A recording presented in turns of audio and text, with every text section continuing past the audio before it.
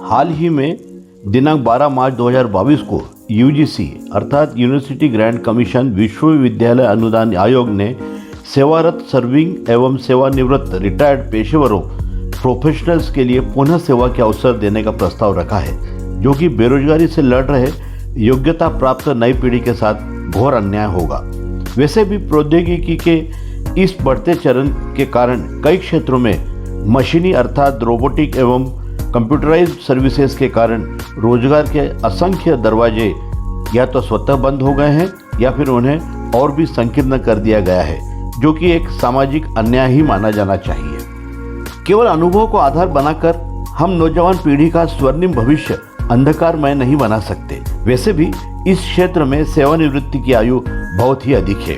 अब वह समय आ गया है जब हमें वन नेशन वन रूल अर्थात एक राष्ट्र एक नियम के अंतर्गत एक समान अवसर सभी को देने की अवधारणा को मूर्त रूप देने पर ईमानदारी और सहृदयता के साथ विचार करते हुए भविष्य की सारी योजनाएं बनानी चाहिए और उनको कानूनी जामा पहनाने में किसी भी दशा में पीछे नहीं हटना चाहिए। अन्यथा हमारे राष्ट्र का युवा पथभ्रष्ट होने की कगार पर बड़ी तेज गति से पहुंच जाएगा और हमारे नीति निर्धारक हाथ मलते रह जाएंगे। आज की तारीख में अर्थात वर्तमान समय में यूजीसी के अंतर्गत प्रोफेसर एवं एकेडमिक स्टाफ को पूर्णकालिक अर्थात परमानेंट भर्ती के लिए पीएचडी की आवश्यकता होती है। उसे सही मानते हुए एक उम्रदराज सेवानिवृत्त व्यक्ति को पुनः नियुक्ति देना यह सरासर गलत एवं युवा पीढ़ी के साथ अन्याय ही कहा जाएगा।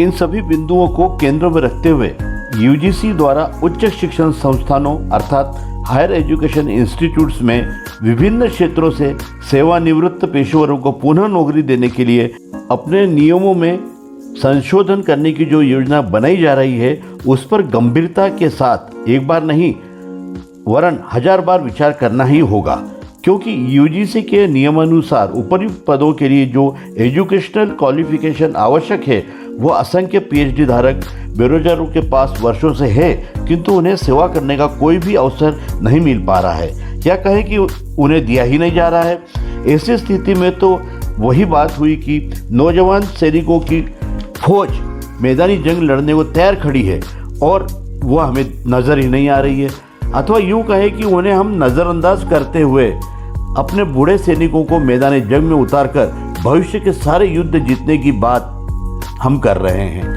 यह और कुछ नहीं सरासर मिथ्या है। इस तरह युवा पीढ़ी के साथ छल करने का यह विचार अर्थहीन एवं कुल्हाड़ी पर पाँव रखने जैसा ही सिद्ध होगा।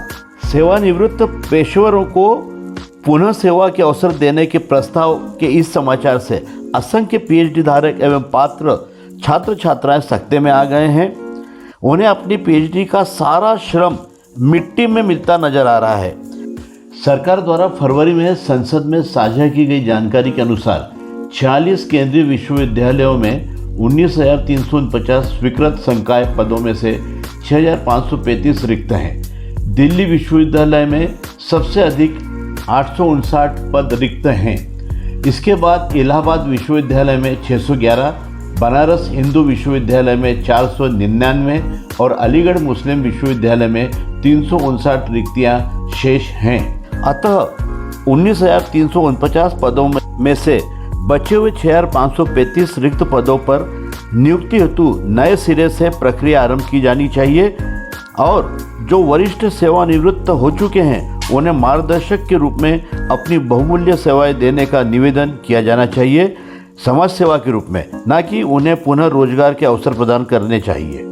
यहाँ एक अति संवेदनशील तथा महत्वपूर्ण बात उभर कर सामने आती है कि जहाँ एक और यूजीसी सेवानिवृत्त प्रोफेशनल्स को पुनः सेवा में लेना चाहती है, जिन्हें सेवानिवृत्ति के बाद पेंशन का भुगतान लाखों रुपए में होगा तथा उनकी पेंशन 1.5 से 2.5 लाख के मध्य प्रतिमाह होगी और उन्हें पुनः सैलरी भी दी जाएगी, अर्थात जिनका पेट पूर्व से ही भरा हुआ है उन पर धन वर्षा होती रहेगी तथा योग्यता रखने वाले हजारों लाखों पीएचडी होल्डर्स भूखे ही रह जाएंगे। इस बारे में भारत सरकार के एचआरडी अर्थात मानव संसाधन विभाग द्वारा संज्ञान लेते हुए हजारों लाखों युवाओं को रोजगार दिलाने संबंधी विचार प्राथमिकता के आधार पर करना श्रेयस्कर होगा।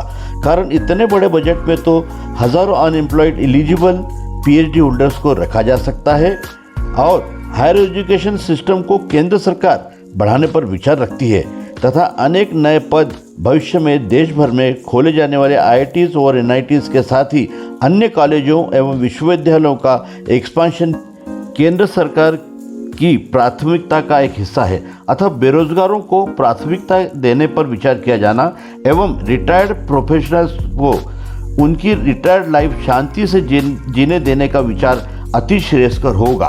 बुद्धिमानी तो यह होगी कि ऐसे रिटायर्ड प्रोफेशनल्स स्वयं ही इस बात को नकारें और युवा पीढ़ी को आगे लाने में अपना सहयोग प्रदान करें।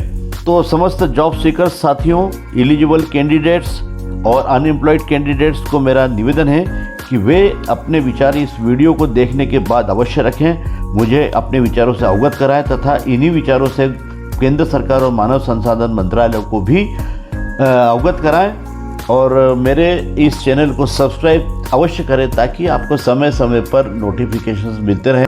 मेरा पूर्ण प्रयास रहेगा कि ऐसे ही विषयों पर कुछ वीडियोस आप तक पहुंचाते रहूं, तो आपका सहयोग अपेक्षित है। सबका साथ सबका विकास, सार्थक हो सबके प्रयास। जय हिंद, जय Bharat. Thanks for watching the channel.